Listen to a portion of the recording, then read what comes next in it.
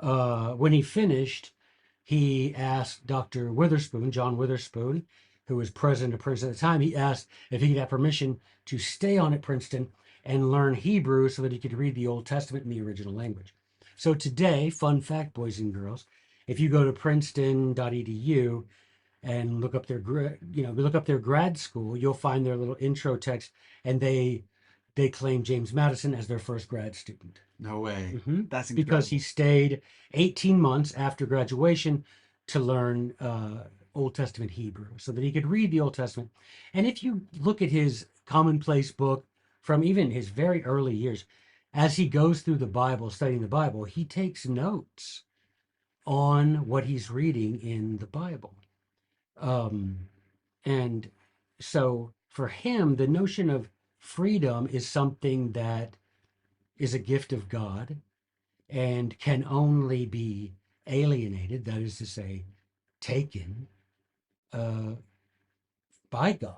Therefore, if someone presumes to take from you your liberty, that which is a gift of God, then it is a Christian obligation to prevent that person from usurping a right that belongs only to God. Right. And so, in James Madison's mind, freedom was a gift of God, and only God defines the limits thereof, which he did in the Bible, and um, that any human who seeks to curtail your divine inheritance of freedom must be opposed.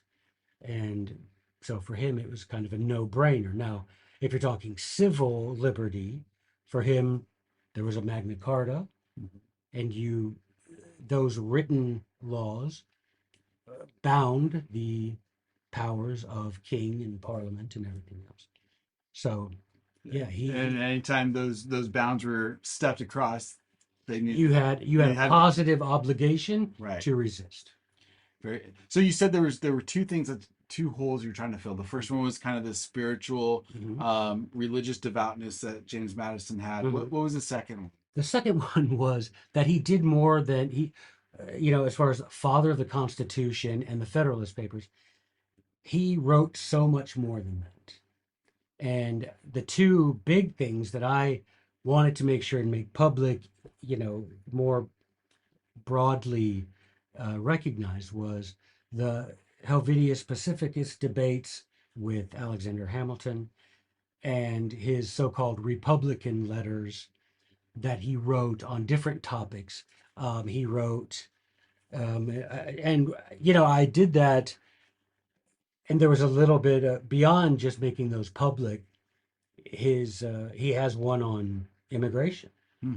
one of his Republican letters. It's called on migration, But but they didn't understand it like we do, right? It wasn't right.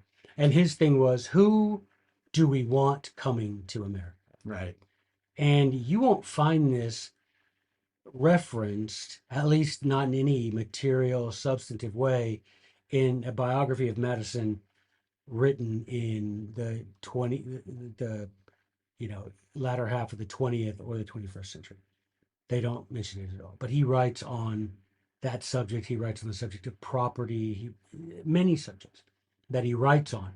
And boy, you look at his essay on immigration, and he says, "Who do we want coming here?"